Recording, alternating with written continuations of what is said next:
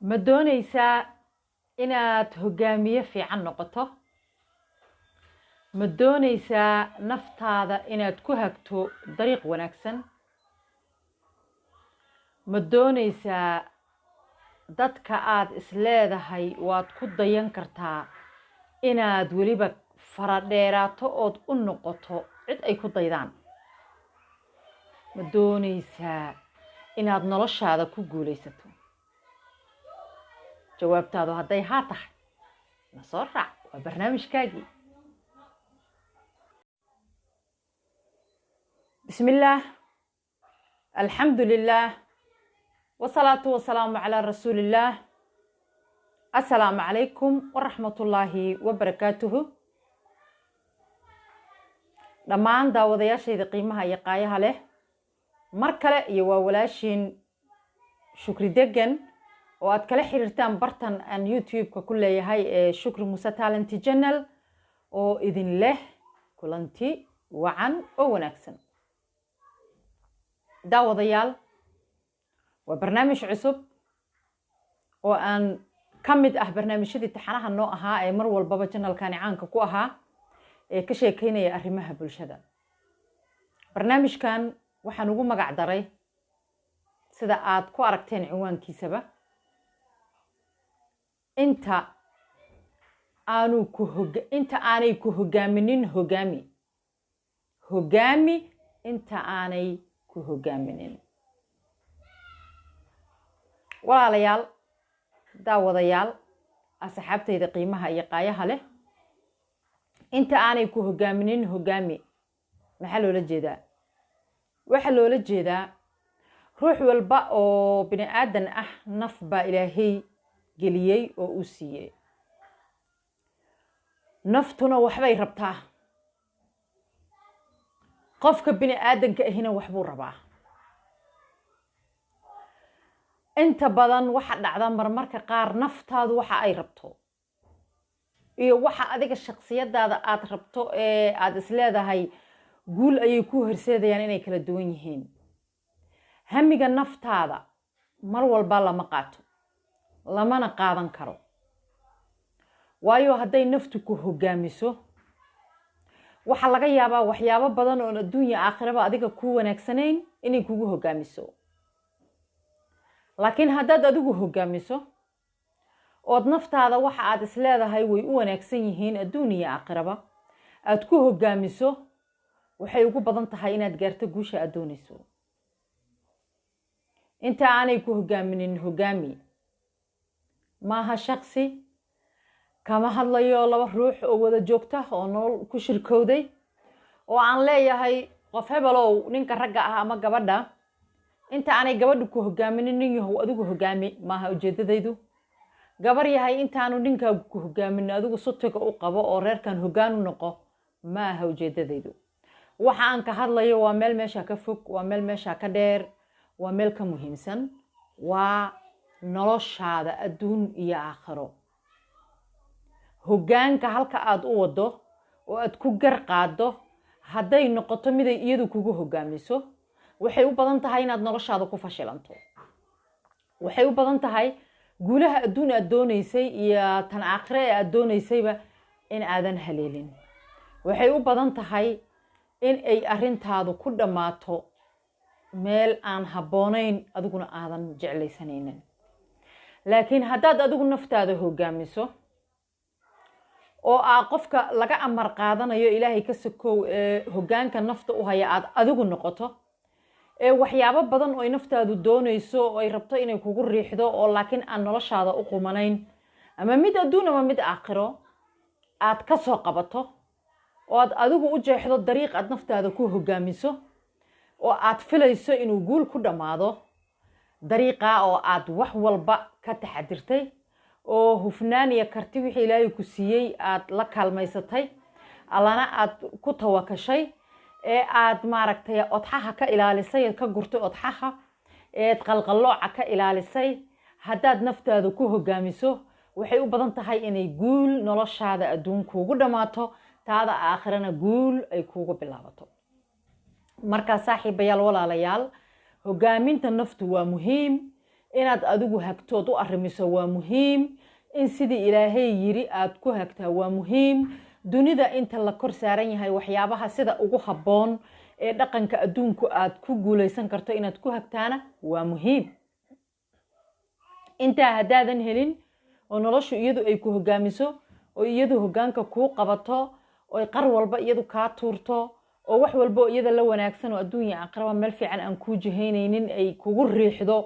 adiguna aadan noqonin qof adag oo ka soo horjeeda oo noloshiisa maareyn karo asaga siduu rabo u dhigi kara oo naftaada iyo hamigaaga aad raacdo waxay u badan tahay inaad guuldarro noloshaada adduun ku dhammaato taada aakhirana guuldarro kuugu bilaabato sidaas ayaan usoo qaatay halkudhigaan ah intaanay ku hogaaminin adigu hogaami intaanay ku arriminin adigu u arrimi hoggaanka adigu qabo naftaada hoggaan ha ka sugin hana u dhiibin hadday isku dayda inay ku hogaamisana ku gacan sayr oo ka soo horjeeso oo wixii xun iyo wixii san adigaa kala saari karee maskaxdaada iyo qalbigaaga la tasho allana tala saaro ku hogaami naftaada meesha u wanaagsan adduun iyo aakhiraba labada daarood halka guul ku dhammaynaysa oo aad allana la kaashatay diinteena macaanna aad la kaashatay ku hogaami naftaada balse haddaad hamigaaga iyo naftaada adigu isu dhiibto way caddahay inay meel xun kugu hogaaminayso naftu waxyaabo badan ooy rabto oo waxaa jira shahwaad ah oo diintuna aanay ogolayn adigana aan ku anfacayn oon meel fiican kugu dhammaynayn aakhirkaaga laakiin naftu ay aad u jeceshahay shaydaankuna uu ku hogaamiyo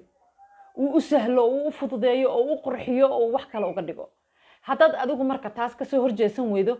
oo aad naftaada kasoo qaban weydo oo aad hoggaankeeda adigu hantin weydo oo dariiqa saxda ah aad saari weydo waad khasaaraad ku dambaynaysaa marka intaanay naftu ku hogaaminin meel xun kugu hogaaminin noloshaada fashil ku hogaaminin aakhiradaada xumaynin adduunyadaadana khasaaro kuugu dhammaynin adigu naftaada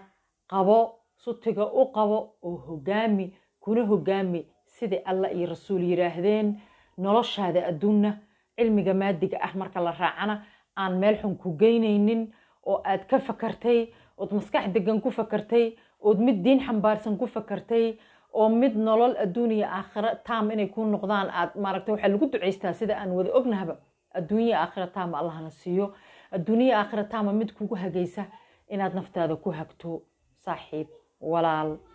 caruurteenni dhallinyaradeenni daawadayaashayda qiimaha iyo qaayaha lahow ku xisaabtan ku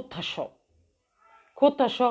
wixii aad ku dadaashaa mar walba adduunyada waa la gaaraa laakiin hoggaanka yaanay naftaadu ku qaban ee adiga naftaada u qabo taas ayaa liibaan adduun iyo mid aakhiraba lagu gaari karaa asxaabey waxaan ku jirnaa bishii barakaysneed ee ramadaan waxaan ku jirnaa bishii khayrka bishii qur'aanku kusoo degay bishii aad loo ammaanay oo ay ahayd in maaragtay wax walba oo wanaagsan aan ku dadaalno salaada soonka oo waajib nagu ah sadaqada intaba aan ku dadaalno ay ahayd nafteenna aan u hogaamina dhanka fiican aan ku hagno dhanka wanaagsan aan ku hagno guusha adduun iyo aakhiro mar walbaba aan isxasuusino aakhirada aan isxasuusino dariiqa wanaagsan ee aakhirasan nagu hogaamin kara aan isxasuusino adduunyadu inay noo samaato aakhirana noo samaato qofka adduunyadiisu samaataa aakhiradiisuna way samaataa ya ninbaa waxaa maxay ahday laga wariyey ninbaa waxaa la yidhi danyar buu ahaa wuxuu ahaa nin aada u lita oo aan dhaqaale haysan waagii baryaba wuxuu ku kallihi jiray ama isku dayi jiray noloshiisa inuu ku maareeyo inuu cid uu yaqaano oo asaga ka tabar iyo awood badan ilaahay baa awood lehe dhinaca dhaqaalaha uga fiican inuu mar walbaba gurigiisa taarget garaysto ama xafiiskiisa uu u tago asagoo iska baryootan laakiin u shaxaa tagaaya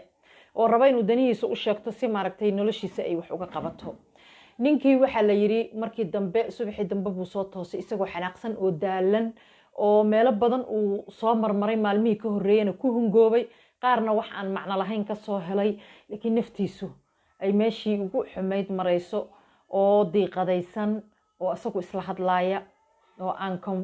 dareemayn comfortable raaxa aan dareemayn inuu ku nool yahay wuu fakaray wuxuu ku fakaray saakana xageed fooda waaga ku qaadaa oo abaarta wuu fakaray wuxuu yiri war ilaahayow dibjir ilan waa dibjirkiisi buu yiri haddaad adduunyada ku saaqiduu yiri aakhirana waad ku saaqidaysaa waayo wuxuu yiri ninka aan anigu hadda rabo inaan saakay targetka ii ah oo shaashada ii saaran oon rabo saaka inaan ku kallaho oon maxay ahaday nolol maalmeedkaygii bal waxa uu ka qaban karaa aan ka soo dhacsadon u baryo tago saakay wuxuu ku waabaristo buu yiri waasan waxa laga yaabaa buu yiri inuu si wanaagsan u soo kacay salaadiisii subax tukaday alla bariyay shaqadiisii u soo diyaarinayo inuu ku kallaho ama u kallahayba uu shaqadiisa xafiiskiisii joogo aniga saaka salaad ma aan tukan buu yiri xalay tabaan mid buu yiri anoo gaajaysan meelihii aan tagay iyo albaabadii aan garaacay iyo dadkii aan ku tashanayo dhanna albaabada iga soo xirteen waxba ka soo helan anigoo caajis ah oo xun oo niyada ka xun oo qalbiga ka xun oo si kala ah ayaan seexday buu yiri salaadiisa waxna saaka way iga tagtay buu yiri waagu intuu markuu qorraxdu intaanay soo bixin nin baan doonayaa saaka salaadiisii tukaday inaan gurigiisa ku gaaro buu yiri ya anigii waxaan ahay buu yiri gacantii hooseysay oo wax baryeysay ninkaasina wuxuu noqon doonaa buu yiri hadduu ilaahay wax iga soo qaado waxa isiya gacantii sarreysay oo la baryi jiro la dhigi jiray ilaahayow gacanta sarreysan nagu dar ya salaadii saaka anigu aan gafay isagu ma gafin sadaqadii aan anigu isaga ka doonayay inuu wax igu sadaqaysto isaga ninkii bixinayo waa anaq kii la siinayaan ahay buu yiri walilan dibjir waa dibjirkiisi buu yiri ninkii adduunyada ku saaqida aakhirana wuu ku saaqidayaa buu yiri waayo ninka inta khayrka uu la baxayo iyo salaada uu deganaantay qalbiga degan ku tukanayo anigu haddaan tukadana waxaan ku tukan buu yiri qalbi kacsan iyo anigoo isleh talow saakayaad ku qabataa gurigiisa intuu shaqada ka hor aadin yaan ka fakanin walwal iyo anigoo meeshii aan saakay aan aadi lahaa ka walwalayaan tukanaa wiri haddaan tukado hadii kalena waa iga tageysaa ya sadaqadii anigu waa qof mar walba qofka wax la siiyaan uu yiri qofka wax dhiibto sadaqaysta maahay ya marka wuxuu yiri dibjir ilan waa dibjirkiisi oo saaqid waa saaqid mar walba kaadada dunyada ku saaqida aqrinad ku saaqida buu yiri horta ninkaasi wuxuu ka hadlay isaga bareerihiisa iyo garaadkiisa ka hadlay adduunyo iyo aakhira haddaad adduunyada wax weyso waxa laga yaabaa aakhira inaad meesha ugu fiican hesho haddaad ilaahay isku xirto ood iimaankaaga qabto ood subaxiina meel uun u foofto wax uun aad qabsato ilaahayna aad isku xirto tawagasho qanigu waa qalbiga ee ma aha dhaqaalaha barnaamijkeennii ahaa inta aanay maxay ahaydee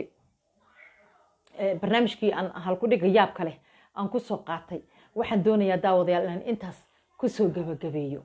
inta aanay ku hogaaminin hogaami barnaamijka halku dhigiisu ahaa waad ku mahadsantihiin mar walba daawashadiina asxaabay aad mar walba i daawataan aad iyo aad baan idinkaga mahad celinayaa waxaan doonayaa barnaamijkayga inaan intaa ku soo gaabiyo tan iyo intaan barnaamijkan mid lamida asxaabay aan ku kulmi doono waxaan idinkaga tegayaa nabaadiinada ee baha ahaato korkiina nabad iyo caano assalaamu calaykum waraxmatullaahi wabarakaatuh